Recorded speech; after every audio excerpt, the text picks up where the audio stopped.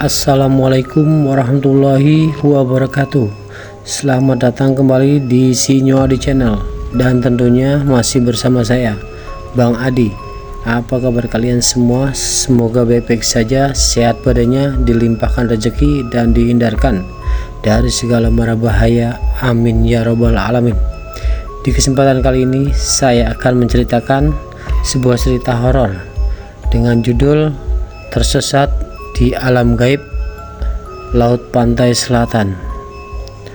Oke, sebelum lanjut ke ceritanya, yang belum subscribe silahkan bisa subscribe dulu dan aktifkan lonceng notifikasinya agar kalian tidak ketinggalan cerita dari channel Sinyo Adi yang akan selalu membuat bulu kuduk merinding, dan juga tidak ketinggalan share and like. Oke, terima kasih. Kita lanjut ke ceritanya.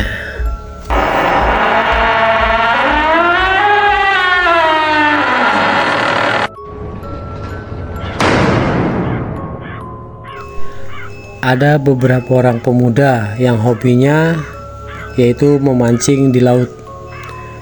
Nah, salah satunya sebut saja si Wardi. Si Wardi ini mengontak teman-temannya yang sama-sama hobinya memancing untuk bisa memancing bareng lah ya, memancing bareng di laut. Dan semuanya sudah dikontak dan rembukan berencana itu kapan bisa memancingnya, dan dipastikan memancingnya itu hari Kamis lah ya. Hari Kamis ini ada di daerah Jogja ya, daerah Jogja. Dan semuanya sudah sepakat hari Kamis sore berangkat, dan sebelum sore berangkat semuanya bergegas ke laut dan menanyakan pada pada nelayan pokoknya yang mempunyai perahu yang biasa disewa untuk memancing, dan sepakat dengan harganya. Dan kira-kira jam habis asar jam 4-an itu semuanya naik ke perahu dan berangkat. Dan di rute pertama kira-kira berapa ratus meter menuju ke tengah laut di nama juga Laut Selatan ya, Laut Selatan di daerah Jogja. Berapa ratus meter berhentilah perahunya, dan si Wardi dan teman-temannya mempersiapkan umpan-umpannya, segala sesuatunya lah ya untuk memancing. Nah, setelah semua umpan udah dilempar ke laut, ternyata dapatnya kecil-kecil lah. Emang itu bukan target mereka itu untuk mendapatkan ikan kecil, dia targetnya mendapatkan ikan besar. 1 jam atau setengah jam berlalu belum mendapatkan ikan yang mereka inginkan, dan menyuruh, "Pak, tolong Pak, agak ke tengah sedikit Pak," ke pengemudi perahunya itu. "Oh iya, siap." Nah, akhirnya berjalanlah itu perahunya agak ke tengah. Dan setelah ke tengah, sebelum terlalu tengah lah ya, akhirnya dalam perjalanan itu perahu itu seperti menabrak sesuatu, tapi tidak dihiraukan. Apa itu yang ketabrak itu? Kayak model benda lah itu. Ya udahlah, dihiraukan, tapi si Wardi dan teman-temannya tidak bilang ke pengemudi perahunya itu. Akhirnya terus menjalankan perahu agak sedikit ke tengah dan berhentilah di tengah itu. Nah, setelah melempar umpan si Wardi dan teman-temannya mancing. Akhirnya dapatlah ikan. Tapi yang anehnya ikan itu cuma separuh. Ikannya besar, kayak ikan kakap apa ikan apalah itu, ikan besar tapi separuh. Nah diangkat. Nah temannya si Wardi, di ini ikan gede tapi kok cuma separuh badan, tapi ini masih hidup di. Nah dari ikan itu terus bercucuran darahnya bercucuran tapi pelan-pelan, nggak sebanter kayak ini ya, darah bercucuran nggak pelan-pelan dari menetes. Dan anehnya ikan itu masih hidup, dan si Wardi dan teman-temannya berpikir mungkin ini separuh badannya udah dimakan sama ikan barakuda lah kayak gitu, predator yang lain yang lebih besar. Nah setelah itu ada keanehan lagi, ada keanehan lain lah, kayak model sisiknya berbeda apa gimana kan gitu. Terus masih bingung ini gimana nih ikan ini, mau dilepaskan lagi apa gimana. Nah dengan kompromi teman-temannya si Wardi sama si Wardi itu udah lepasin aja ikannya, takut kenapa-napa. Soalnya kan ada keanehan lah dari ikan ini, udah badannya separuh, dia masih hidup. Dalam perjalanan setengah jam itu setelah mendapatkan ikan itu masih hidup dan darahnya juga masih bercucuran, dan sisiknya juga, sisiknya tuh masih agak aneh lah, beda daripada yang lain, daripada yang biasanya gitu ikan itu. Akhirnya dilepaskan. Nah yang pengemudi itu bilang, udah deh mendingan lepaskan aja daripada kenapa-napa, kita kan jaga-jaga yang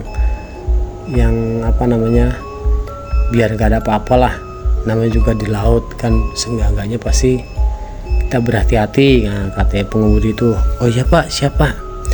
Akhirnya perahu itu melaju lagi ke agak tengahan lagi lah, sudah lumayan jauh dari pantai itu loh ya, kira-kira ada 1 kilometer lah dari pantai itu, udah hampir tengah-tengah laut lah.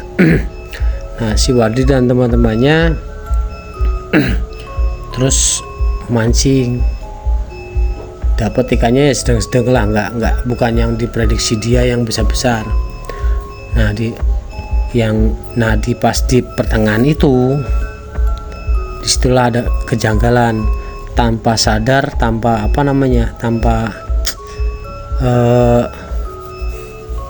di luar nalar lah, ada sebuah gerbang besar kayak gapura gitu, gapura jadul, gapura zaman kerajaan itu, gapura besar banget. Dan di depan gapura itu ada payung-payung kayak payung-payung kerajaan seperti itu. Nah tanpa disadari, yang nakoda supir perahu itu dan si Wardi dan teman-temannya tahu-tahu kayaknya mengikuti aja itu dari arus perahunya itu, tanpa disadari lah mengikuti masuk ke dalam gerbang itu. Hanya si Wardi dan teman-temannya dan supirnya itu hanya melongo aja lah, nggak bisa berkata apa-apa. Masuklah ke dalam gerbang itu. Pas masuk ke dalam gerbang itu, nah si Wardi dan teman-temannya itu melihatlah di kanan kiri itu banyak orang-orang kayak model orang-orang yang melakukan pesugihan lah ya, ada yang tangannya dirantai, tapi dia lagi mungut koin emas kayak gitu, koin emas tapi tetap dirantai dan berdarah-darah. Dan terus melewati, ada lagi kayak tangannya dipasung, kakinya dipasung, dan dia lagi tetap menjinjing karung, dan di karung itu sebuah uang emas, koin emas apa kayak gitu. Terus walaupun si Wardi dan teman-temannya melihat, tapi dia tidak bisa komentar apa-apa, hanya bisa melihat dan melongo, bahasa ininya melongo ya, termenung, terdiam, tidak bisa kata-kata apa-apa, hanya untuk hanya bisa melihat aja lah. Dan di depannya ada lagi itu, salah satunya itu banyak sekali.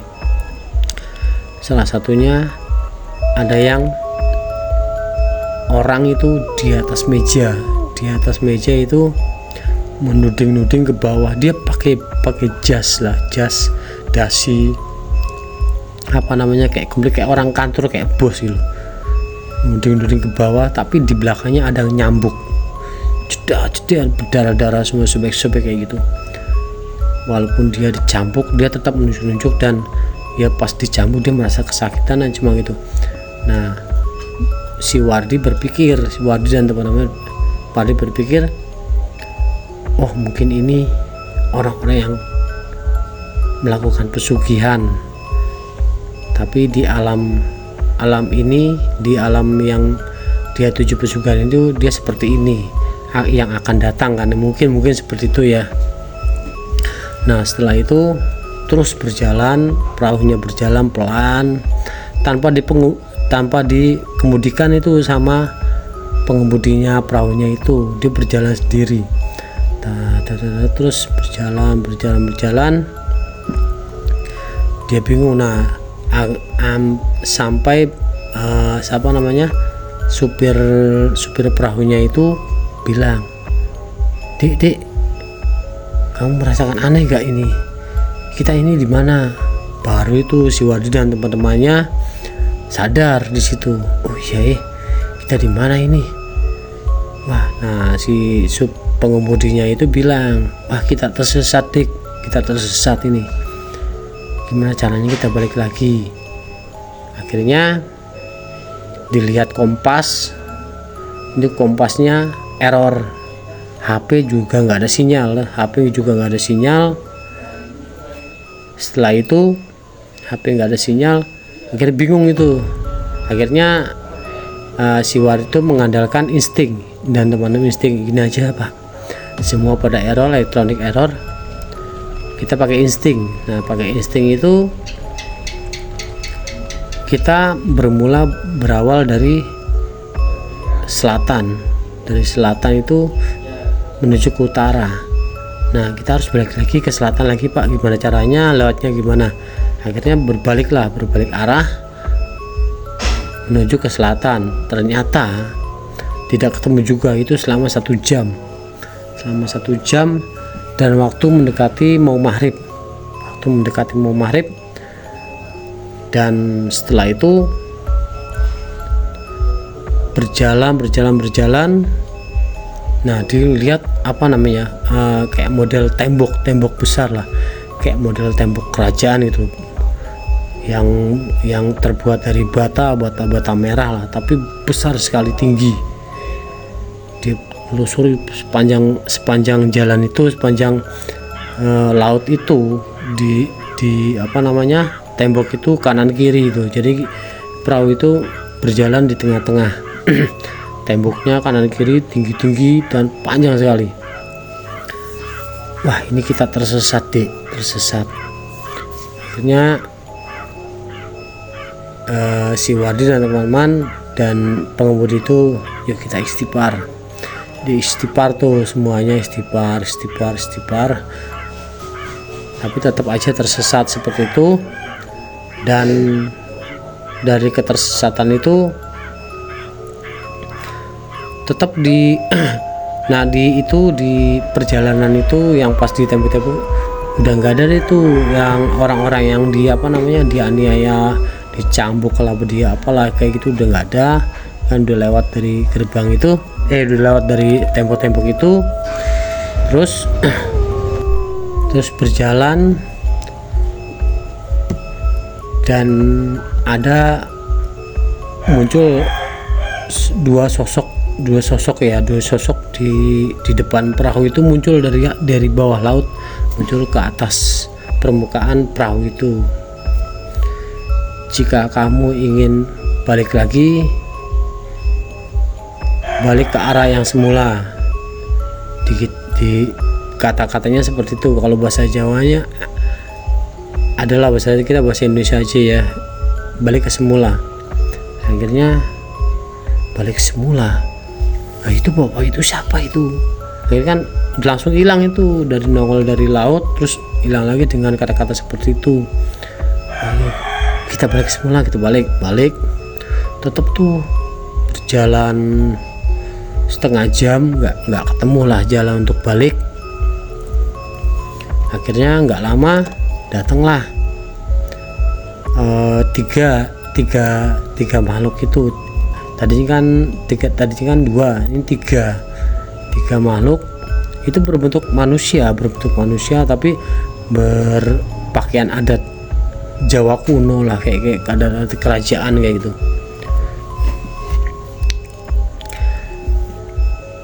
Datang ke atas, muncul ke permukaan, dia bilang lagi, kalau jalannya tidak ketemu untuk arah balik, berarti kalian ada yang terlupa. Nah, setelah kata-kata itu dari tiga makhluk itu terucap, langsung tenggelam lagi ke dasar laut. Nah, ini semakin bingung nih si Wardi dan teman-temannya, dan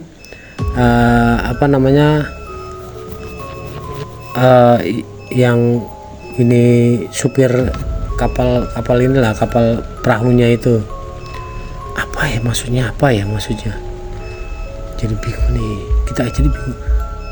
Oh mungkin yang terlupa kita nggak ke selatan atau ke utara lah kan gitu, kita ke selatan dulu baru kita ke utara dulu baru ke selatan. Akhirnya balik lagi, itu udah setengah jam atau 1 jam lah. Akhirnya balik lagi, tapi sebelum balik lagi ngecek oh bahan bakar kita masih aman lah, makan bekalan kita masih aman. Akhirnya balik lagi, 1 jam lah itu muter-muter nggak ketemu juga. Apa ini kok bisa gini, apa yang tadi petunjuknya apa ya. Nah terus nggak lama muncullah itu ada 4 orang, yang 3 orang membawa tombak, dan yang satu di tengah itu perempuan pakai selendang hijau. Selendang hijau bilang, kalau kalian tidak bisa mengembalikan barang sampai matahari terbit, teman kalian salah satunya akan kami bawa. Camkan itu.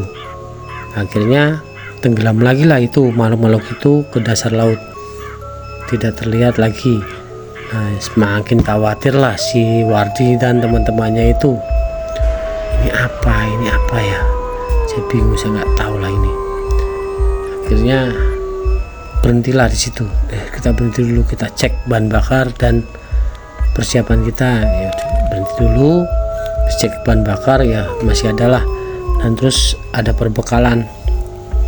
Di situ menuju waktu Isya lah, soalnya kan dia melihat handphone, ya kira-kira Isya kan ya, biasanya jam 7 malam ya, jam 7 malam dilihat, wah jam 7, yuk kita sholat dulu, wudhu pakai air laut, sholat semuanya. Nah sholat semuanya, setelah sholat makanlah itu, makan perbekalan nasi bungkus, makan belut. Selesai makan, dilanjutlah perjalanan lagi untuk mencari arah pulang, arah daratan lah itu.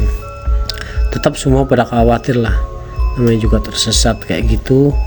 Tapi si pengemudi perahunya itu udah paham dalam istilah kata, ini bahaya kalau kita nggak bisa menemukan teka-teki ini akan tersesat di alam gaib. Tapi dia tidak mau bercerita ke si Wardi dan teman-temannya karena takut, khawatir, dan pada blank semua. Tapi tetap si pengemudi itu mengarahkan yang baik. Akhirnya setelah makan dan sholat,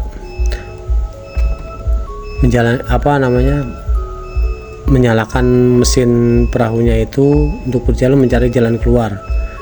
Di tengah perjalanan keluar ada kabut tebal, gelap lah, kabut tebal sekali. Nah, di situ muncullah prajurit tinggi besar memakai tombak. Ada berapa puluh lah, di depan itu ada berapa puluh sedang berjalan dengan cepat lah gitu. Dan di belakang prajurit itu ada kuda besar. Satu kuda itu dinaiki satu orang lah, itu satu orang. Ada 4 kuda lah itu depannya. Terus belakangnya, di belakang kuda itu ada kuda yang diikat lah, kayak diikat pelana, kayak model diikat kayak dokar gitu loh, kayak delman gitu. Di depannya kuda yang kayak delman itu ada 4. Nah, di belakang kuda itu yang diikat itu, yang kayak delman itu, ada kayak kusir, bangku kusir, kayak model kayak kalau orang bilang sekarang itu keretanya itu bagus sekali, kayak kereta kerajaan gitu. Dan di dalam kereta itu ada wanita cantik sekali memakai kayak putri kerajaan, dan dia pakai selendang hijau, dan rambut terurai panjang. Dia cantik sekali dan melirik ke arah si Wardi dan teman-temannya di dalam perahu itu, melirik tapi tetap berjalan. Dan di belakangnya juga ada pasukan juga, kayak pasukan tentara kerajaan kayak gitu, berapa puluh itu. Dan panjangnya itu capai kira-kira 1 kilometer lah panjang prajurit belakangnya itu. Dan terus melewati perahunya si Wardi dan teman-teman, lewat itu nggak lama supir perahunya itu teringat itu, oh iya,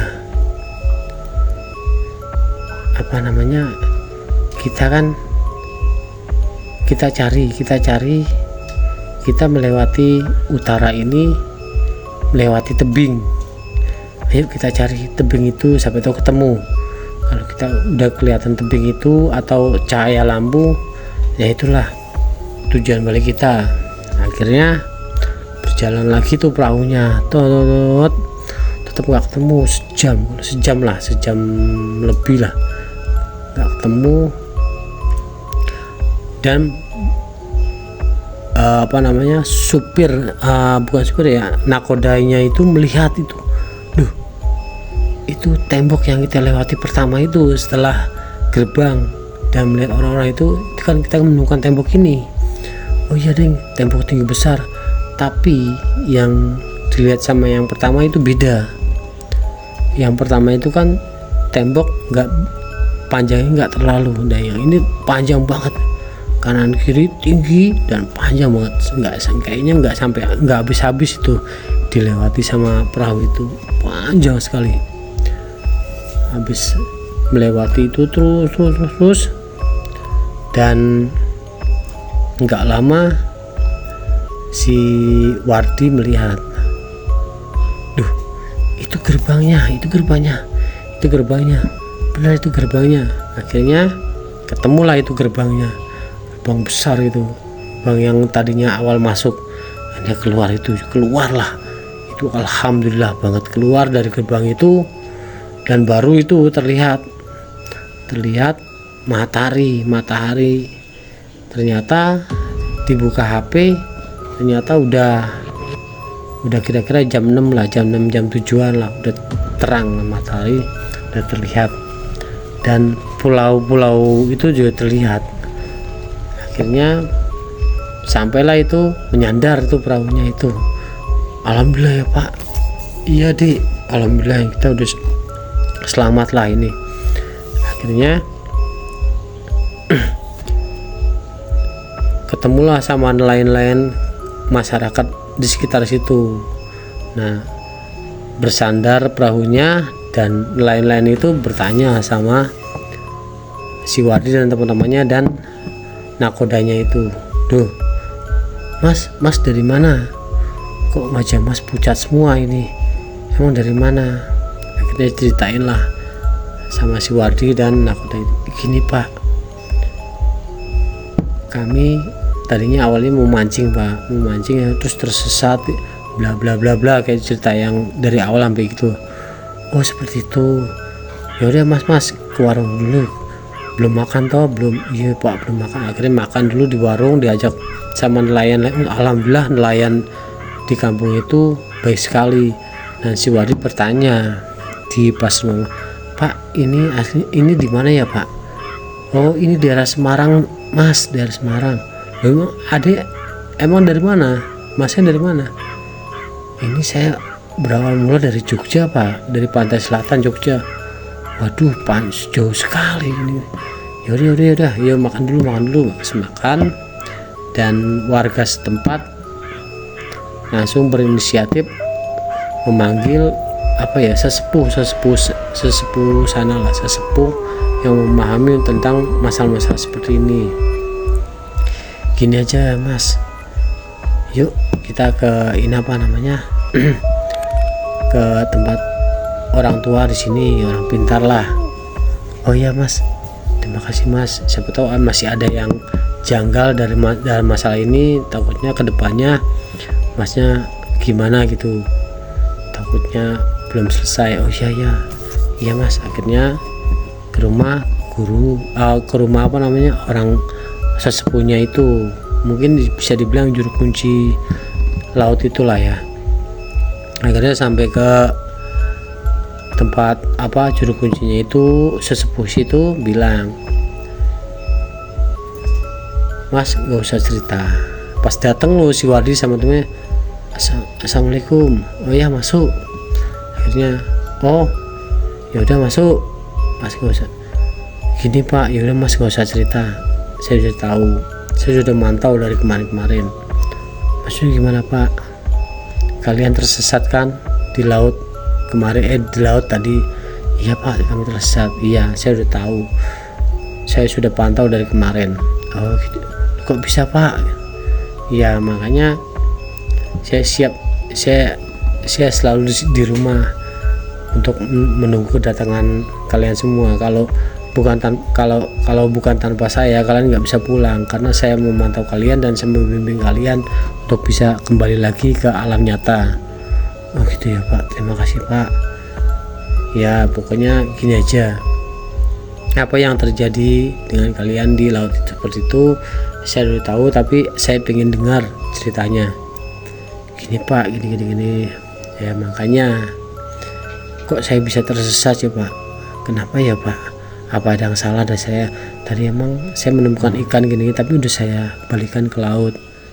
"Bukan itu aja nak, ada salah satu yang kalian melanggar di laut itu." "Apa tuh pak?" "Kalian menabrak sesajen yang sudah disediakan untuk Ratu Pantai Selatan di situ, di laut situ." "Oh maaf pak, saya nggak tahu masalah itu." "Emang kalian nggak tahu, tapi karena kan sesajen itu tertabrak oleh perahu kalian, jadi yang para penunggu situ yang sedang makan marah situ loh, makanya kalian disesatkan di dunia gaib itu." "Oh gitu ya pak, terus gimana pak?" "Ya udah kalau seperti itu kalian siapkan segala sesuatunya untuk mengganti sesajen itu." "Ya kalau saya kan nggak tahu pak," kata si Wardi gitu, "saya nggak tahu pak apa aja itu, tolong bapak lah yang sebutkan apa aja, nanti disediakan untuk sesajen itu segala sesuatunya." Yuk macam-macam, kayak kembang 7 rupa, menyan, air kelapa, terus minyak tanah, terus macam-macam lah, ikan, ayam ingkung kayak gitu. dan ditaruh di satu wadah, yaitu namanya kalau ini tampah ya, wadah tampah itu dimasukkan itu nanti dilarung. Nah sebelum itu kalian minum air kelapa ini, air kelapa degan ini dengan doa-doa saya. Oke, akhirnya si Wardi dan teman-temannya mengikutilah saran si mbahnya itu. Akhirnya mengikuti jalan mbah itu, selesai semuanya, sesajen itu dilarung. Akhirnya balik semua selesai. Yaudah, kalian semua selesai, moga-moga semuanya aman, nggak ada yang tertinggal. Akhirnya si Wardi dan temannya balik ke rumah, dan bapaknya itu balik ke rumah. Dan ini untuk masalah pas bersandar di Jawa Tengah itu, Semarang, ada nelayannya bincang-bincang sama si Wardi dan nakodanya itu, bilang ini mau diantar melalui laut apa melalui darat, kan gitu.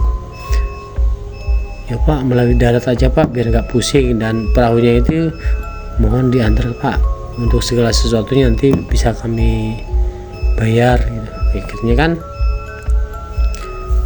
yang punya perahu itu datanglah ke Semarang itu, dan yang punya perahunya itu naik perahu itu balik ke Surabaya, ke Jawa Timur, dan si Wardi dan teman-temannya naik mobil ke Jawa Timur. Nah setelah itu baiklah masing-masing ke rumahnya setelah dapat wejangan dari mbahnya, juru kuncinya itu, segala sesuatunya udah dikerjakan. Nah si Wardi ini sampai rumah malamnya itu dibongkar lah ya peralatan mancingnya, semuanya komplit, teman-temannya juga komplit. Nah pas si Wardi membuka tasnya, ada selendang hijau itu di dalamnya. Selendang siapa ini, kok ada selendang hijau kan gitu. Si Wardi bingung lagi tuh, akhirnya mengontak lah ke temannya si Wardi, Jun, oke, di yang punya selendang hijau siapa ini? Wah nggak tahu, terus aku juga pancinganku hilang satu. Akhirnya yaudah kita kumpul lagi, kayaknya ada yang belum selesai ini, kata si Wardi punya inisiatif seperti itu. Akhirnya kumpul semua, akhirnya ketemu sama nakodanya itu, terus langsung ke tempat sesepuh itu, juru kunci itu. Mbah, maaf Mbah, ini di rumah saya membuka tas saya menemukan ada selendang Mbah, dan teman saya pancingnya hilang satu di dalam tasnya itu. Oh berarti ada, kata mbahnya nih, oh berarti ada ketinggalan salah satu syaratnya. Kalau emang ini tidak dilaksanakan, teman kamu akan lenyap, akan hilang. Ya itu dia salah satu contohnya, pancingnya hilang itu. Kalau nggak dilaksanakan, teman kamu hilang di bawah lembut di pantai selatan itu. Oh gitu ya Mbah, yuk pokoknya apa aja lah Mbah, apa aja kami jalankan, yang penting semua selamat lah Mbah, kata si Wardi gitu. Akhirnya sebenarnya si Wardi itu mau moto selendangnya itu, tapi tidak perbolehkan sama juru kunci itu. Jangan sampai selendang ini diabadikan dalam foto Mas, takutnya selendangnya udah balik terus di fotonya itu masih ada. Nah itu yang akan menjadi bencana buat kalian. Siapa tahu Nyai penunggu Ratu Padra Selatan itu tidak suka barang-barangnya dipamerkan dalam bentuk kayak gitu lah, ibaratnya seperti itu. Ya Mbah, kalau emang seperti itu saya nggak berani lah Mbah, aku mau semuanya kembali dengan normal Mbah, nggak ada apa-apa. Akhirnya semua ritual dilakukan lagi untuk menyempurnakan kesalahan-kesalahan sebelumnya, diritualkan lagi dan tetap segala macam sesajen itu semuanya ada, dan si Wardi dan teman-temannya dan nakoda itu dan mbahnya juru kuncinya itu naik perahu ke tengah di tempat yang yang dia pernah tabrak itu sesajen itu. Kira-kira lah ya, mereka nggak bisa memastikan di mana, tapi dikira-kira aja dilarungkan lagi itu sesajennya itu. Setelah itu dengan doa-doa si mbahnya itu, juru kuncinya itu selesai, balik ke ini lagi ke tempatnya, ke daratan, dan mbahnya bilang mudah-mudahan setelah ini nggak ada yang kekurangan lagi dan semuanya aman.